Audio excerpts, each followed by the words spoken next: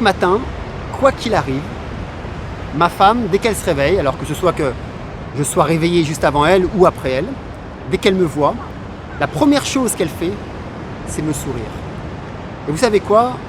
Je ne peux avoir que de la reconnaissance avec son sourire. La reconnaissance, c'est quoi? C'est que du fait qu'elle me sourit, je lui renvoie à partir de là cette gratitude. Et qu'est-ce que ça fait? Ça fait tout simplement que notre amour grandit petit à petit. Ce que je veux vous dire par rapport à ça, c'est que, en fait, qu'est-ce que nous regardons? Nous regardons ce que nous avons au quotidien, des choses simples. Nous nous regardons. Et le simple fait que nous nous regardons, nous laissons grandir en nous cet amour, et c'est quelque chose de très simple, juste avec ce simple sourire. Et ça, c'est de la reconnaissance, et j'ai une profonde gratitude envers elle par rapport à ça. Si je me dis que j'ai peut-être rencontré la seule femme au monde qui tous les jours, sans exception, me fait un sourire dès qu'elle ouvre les yeux. La société nous a toujours appris à regarder ce que nous n'avions pas, plutôt ce que nous avions. Et ça dès le plus jeune âge. Rappelez-vous à l'école. À l'école, on nous disait qu'il fallait qu'on ait une meilleure note que notre voisin. Il fallait qu'on ait la meilleure moyenne de la classe. Mais qu'est-ce que ça voulait dire en fait? Quel était ce message?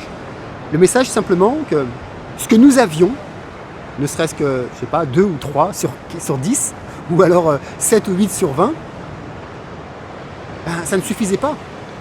Mais plus loin que ça, c'est plutôt que de nous dire c'est bien, tu as déjà 2 ou 3, ou tu as déjà 5 ou 6, et si tu veux progresser, eh ben, il suffit que chaque jour tu puisses continuer à avancer, tu auras demain 7, 8, 9, 10. Sans forcément regarder ce que les autres avaient.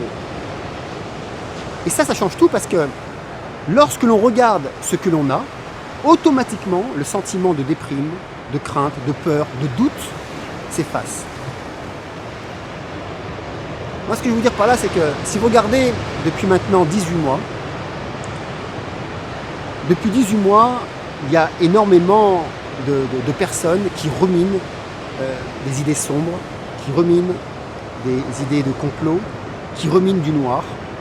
Et puis plus loin que ça, c'est que à chaque fois qu'il y a quelque chose d'intéressant qui vient, ou qui pourrait sortir de l'ordinaire, puisqu'ils ont été habitués à regarder ce qu'ils n'avaient pas, ou ce qu'ils n'avaient plus, en tout cas la liberté qui a été enlevée, automatiquement, ces personnes restent concentrées sur ce qu'ils n'ont pas, plutôt que ce qu'ils ont. Et ce qui font qu'ils passent à côté de choses toutes simples, comme le bonheur de vie, comme la joie de regarder le soleil, comme cette possibilité de respirer, et surtout de se rappeler que nous avons le pouvoir d'être heureux si nous le décidons en nous.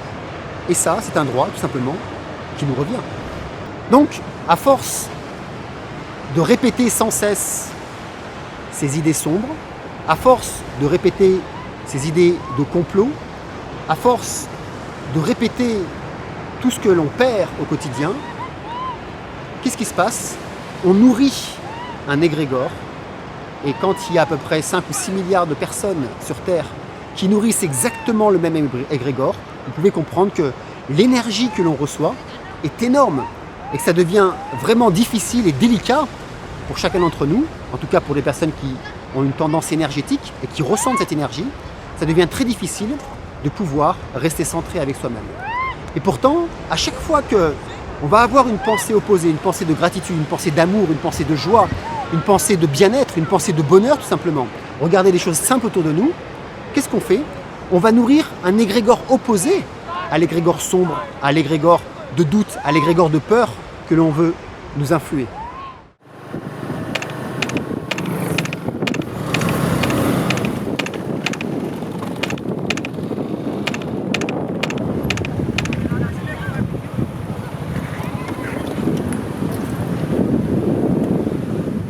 Alors, quand je parle de personnes en perte d'énergie, ce qu'il faut comprendre, c'est tout simplement des personnes qui ne nourrissent plus leur âme. Tout simplement comme les aliments sont la nourriture du corps, ou lorsque l'on boit, c'est la nourriture du corps. Notre imagination, c'est la nourriture de notre âme. Et donc, une personne qui ne pense pas, n'imagine pas. D'ailleurs, lorsque vous avez une pensée particulière, je ne sais pas, si par exemple vous pensez là maintenant, regardez, vous pensez à la dernière règle liberticide que vous avez reçue. Vous allez imaginer cette règle. Si je vous dis par exemple que pendant 1 an ou à vie, vous allez devoir avoir utilisé le pass sanitaire. Pendant que je dis ça, vous allez penser, vous allez imaginer. Et cette imagination, en fait, va nourrir votre âme. Tout comme les aliments nourrissent notre corps. L'imagination, c'est la nourriture de l'âme. Et donc vous comprenez que si on nourrit notre âme de manière sombre au quotidien, l'âme se meurt à un moment donné. Et donc on n'a plus d'envie, on n'a plus d'enthousiasme, on n'a plus de confiance en soi, on devient triste, on devient noir, on devient sombre.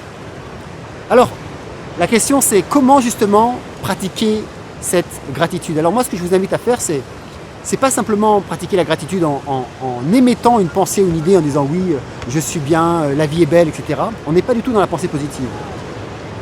Il va falloir vraiment aller chercher ça dans les tripes. Premièrement, c'est chaque jour. Chaque jour, il va falloir noter ou dire vos gratitudes, ce pourquoi vous pouvez rendre grâce dans votre vie. Pourquoi chaque jour? De la même façon qu'on se nourrit chaque jour, de la même façon que vous nourrissez votre corps chaque jour. Il est important donc de nourrir son âme aussi chaque jour. Et vous l'avez compris, on nourrit son âme par nos pensées. On nourrit son âme par nos imaginations. Alors, c'est pas tout de dire que la vie est belle, je vois un beau ciel bleu, les gens ici sont heureux. Et donc je suis heureux aussi, j'ai la chance de vivre ici sur une île extraordinaire qui est à Bali. Ça ne suffit pas. Ça ne suffit pas en fait pour nourrir votre âme. Ce qu'il faut c'est vivre les mots que vous dites. Il faut que vous puissiez vivre tous ces mots dans toutes vos cellules, que ça devienne une gratitude cellulaire. C'est-à-dire qu'au moment où vous allez émettre les mots, il va falloir à ce moment-là les imaginer. Faites un exemple par exemple. C'est pas je rends grâce d'avoir la plus belle femme au monde, une femme qui me sourit chaque jour et qui me donne de l'amour, de l'enthousiasme, de la volonté, de la force. Je rends grâce d'avoir des enfants magnifiques avec qui je peux avoir une relation très profonde, avec qui je peux avoir des dialogues, aussi bien de père à enfant, mais d'amis à amis, ou alors d'adulte à adulte aussi. Je rends grâce aussi d'avoir des amis extraordinaires. Je peux les compter sur le doigt de la main, mais chacun de mes amis me donne de l'amour tel que je peux leur en donner.